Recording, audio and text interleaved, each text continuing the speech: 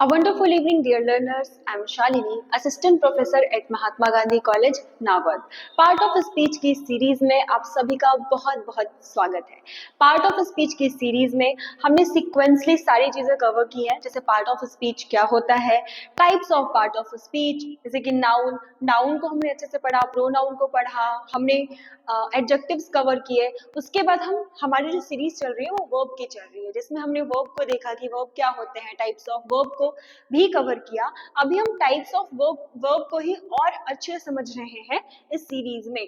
तो आज जो हम पढ़ रहे हैं वो टाइप्स ऑफ वर्ब में जो ऑक्सिलरी वर्ब होती है, ऑक्सिलरी वर्ब्स होती हैं, जिसको हेल्पिंग वर्ब्स भी बोलते हैं, उसको आज हम उसमें भी ऑक्सिलरी वर्ब्स को हमने बहुत अच्छे से पढ़ा है। एक बार मैं आपको रिकॉल करा देती हूँ। देखिए, ये ऑक्सिलरी वर्ब या इसी को हेल्पिंग वर्ब्स भी बोलते हैं, राइट। ये थ्री टाइप्स में या थ्री पार्ट्स में डिवाइड होती है। कौन कौन सी? फर्स्ट जो पार्ट है वो प्राइमरी पार्ट कहलाता है, जिसमें तीन वर्ब्स आती हैं। कौन कौन सी? बी से रिलेटेड, बी से वर्ब्स होती हैं, बी वर्ब्स जिसको बोलते हैं। उसमें is, am, are, 8 type of words होती हैं। Is, am, are, was, were and be और बीन, और एक और होती है कौन सी? बी, बीन और बीइंग, ये तीनों। तो ये सब हमने इसमें कवर किया है, जो हमने लास्ट लेक्चर पे पढ़ा है। तो अगर आपने वो लेक्चर चेक नहीं किया है तो it's my humble request you, आप जाके उसको पहले अच्छे से देख लीजिए। बी वर्ब्स हमने कवर कर ली है। डू और हैव में देखें तो डू में 3 आती है, हैव में 3 आती है, ये भी हमने कवर किया है। डू में कौन कौन सा आता है? डू में आता है डू खुद, डज एंड डिड, ये डू वर्ब्स कहलाती हैं। हैज में कौन कौन सा आता है? तो हैज, हैव और हैड, इसमें भी 3 वर्ब्स आती हैं। कहाँ पे कौन यूज होता है ये सब हम लास्ट लेक्चर पे पढ़ चुके हैं। तो आप जाके पहले उसको चेक करें, उस वीडियो को, अगर आपने इसको अच्छे से समझना है और आपने अगर वो वीडियो नहीं देखा है तो। चलिए, तो ये होती है हमारी प्राइमरी वर्ब्स। बी में भी वर्ब्स आती है, इसको जिसको बी वर्ब्स बोलते हैं। फिर डू में भी वर्ब्स आती है, इसको डू वर्ब्स बोलते हैं। और हैव में भी वर्ब्स आती है, जिसको हैव वर्ब्स बोलते हैं। ये हमने कल के लेक्चर पे, हमारे प्रीवियस लेक्चर पे हमने पढ़ा है। आज जो हम कवर करने वाले हैं वो है मॉडल्स। यस, ऑक्सिलरी वर्ब्स मैंने बताया 3 पार्ट्स में डिवाइड होता है। पहला होता है प्राइमरी, फिर होता है मॉडल्स और तीसरा होता है सेमी मॉडल्स। तो आज जो हम कवर करेंगे वो है मॉडल्स। कितने टाइप के होते हैं? 10 टाइप के।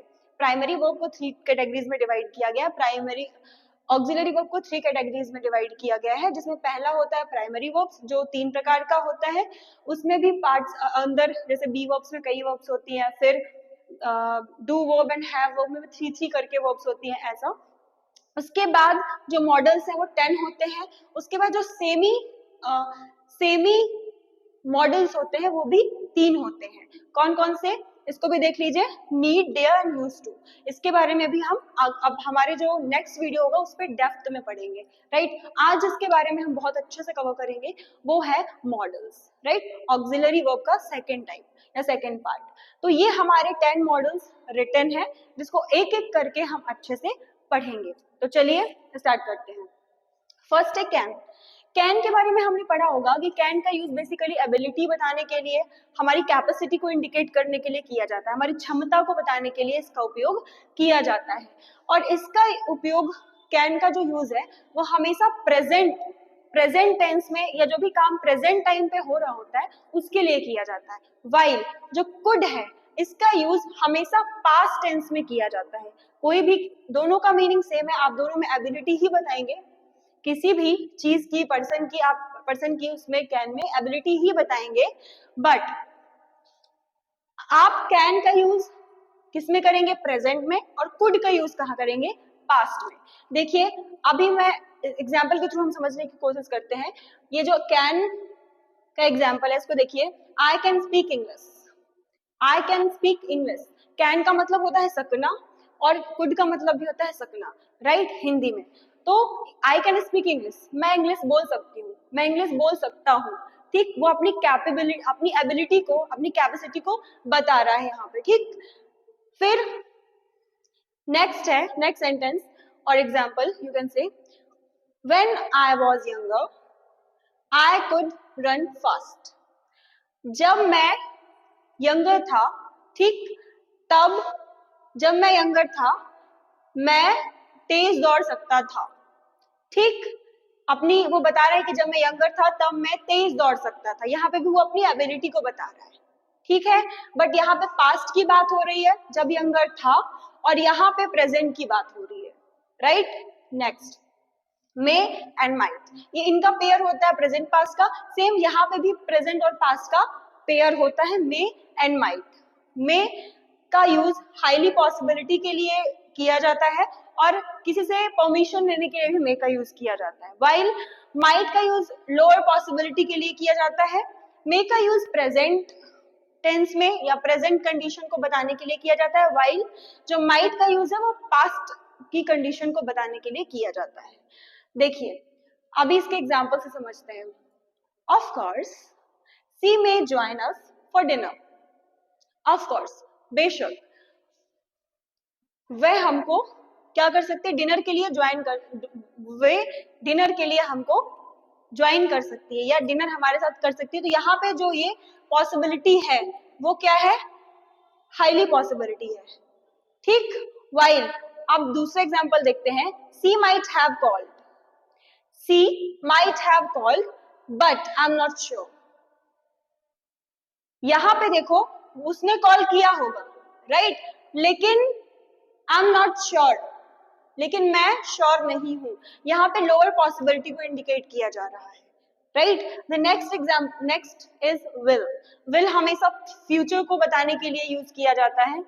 नेक्स्ट वुड, इनका पेयर देखिए, विल फ्यूचर के लिए यूज होता है और would future in past, future in past के लिए यूज होता है, ठीक। इसका सेंटेंस या एग्जांपल देखते हैं, he will be tutor me next month.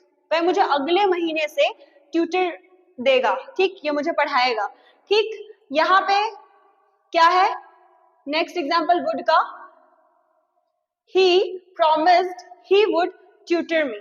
उसने मुझे प्रॉमिस किया था, उसने मुझे प्रॉमिस किया था कि वह मुझे पढ़ाएगा, राइट। तो यहाँ पे क्या है, फ्यूचर इन पास्ट क्लियरली समझ में आ रहा है। नेक्स्ट एग्जांपल है शैल। ये हमको अच्छे से लर्न करना पड़ेगा कि शैल का यूज एबिलिटी के लिए, कुड का यूज भी एबिलिटी के लिए, मे का यूज हाईली पॉसिबिलिटी या फिर परमिशन लेने के लिए, माइट का यूज लोअर पॉसिबिलिटी के लिए, विल का यूज फ्यूचर के लिए, वुड का यूज फ्यूचर इन पास्ट को इंडिकेट करने के लिए, शैल का यूज स्ट्रॉन्ग इंटेंशन के लिए, शुड का यूज अवॉइड या फिर सजेशन के लिए, एडवाइस शुड का यूज एडवाइस या फिर सजेशन के लिए, मस्ट का यूज कुछ भी चीज अगर नेसेसरी है, आपको बताना कि करना नेसेसरी ही है, तब वहां पे यूज होगा। ऑट टू का यूज मोरल ऑब्लिगेशन के लिए।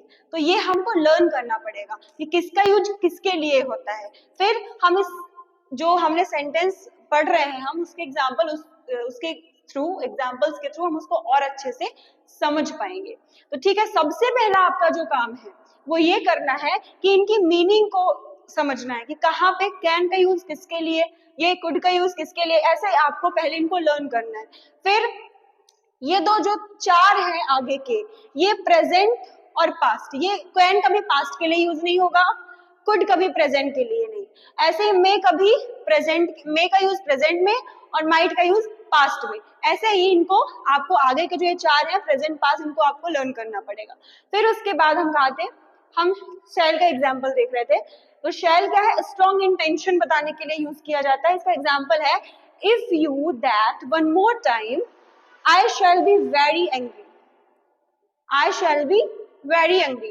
ये इसका मतलब समझिए, if you that one more time, अगर तुमने ये दोबारा किया तो मैं बहुत गुस्सा हो जाऊंगी या मैं गुस्सा हो जाऊंगी, very angry, तो मैं गुस्सा हो जाऊंगी, राइट। तो यहाँ पे हाईली जो स्ट्रॉन्ग इंटेंशन है वो पर्टिकुलर एंगर को लेके या जो काम से वो इरिटेशन है वो शो हो रही है, ठीक है ना। फिर उसके बाद तो ये जो शैल का यूज है वो किसके लिए होगा, तो स्ट्रॉन्ग इंटेंशन के लिए होगा। Next should. शुड का जो यूज है वो एडवाइस देने के लिए या फिर किसी चीज को सजेस्ट करने के लिए किया जाता है। देखिए कैसे, there should be more public hospital, यहाँ और ज्यादा पब्लिक हॉस्पिटल होने चाहिए, आपको बड़ों का सम्मान करना चाहिए। ऐसे जो वर्ड होते हैं कि वहां पे आप किसी को एडवाइस दे रहे हैं या फिर सजेशन को सजेस्ट कर रहे हैं, तो वहां पे शुड का यूज किया जाता है, ठीक है। फिर मस्ट। मस्ट का जो यूज होता है वो नेसेसरी चीजें, मतलब जो होना ही चाहिए, नेसेसरी है, आपको करना ही चाहिए।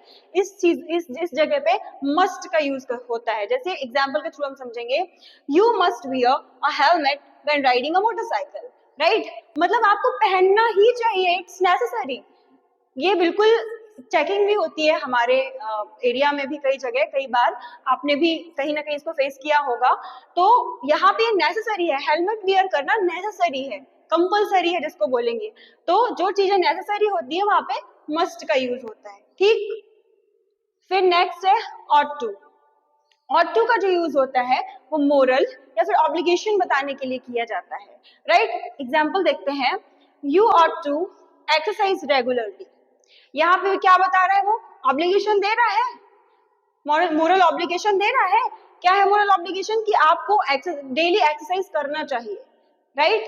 तो आई जस्ट होप ये जो हमारे 10 मॉडल्स हैं ये आपको समझ में आए होंगे, और इनको और अच्छे से लर्न करने का सबसे अच्छा तरीका है कि पहले आप इन 10 मॉडल्स को बार बार रिपीट करें, उनकी मीनिंग को समझें कि कहाँ पे कौन सा यूज होता है, साथ ही साथ इन पे बने हुए जो एग्जाम्पल्स हैं उनको भी आप सीखें। उसके अलावा आप कुछ एग्जाम्पल्स खुद भी बनाएं, जिससे आपको ये जो मॉडल्स है वो बहुत अच्छे से लर्न हो जाए। तो dear students, thank you for watching this video.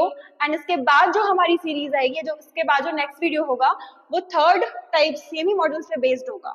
तो आप बिल्कुल इस सीरीज से जुड़ना बिल्कुल भी ना भूलें और इसका आप भरपूर लाभ उठाएं। So thanks a lot.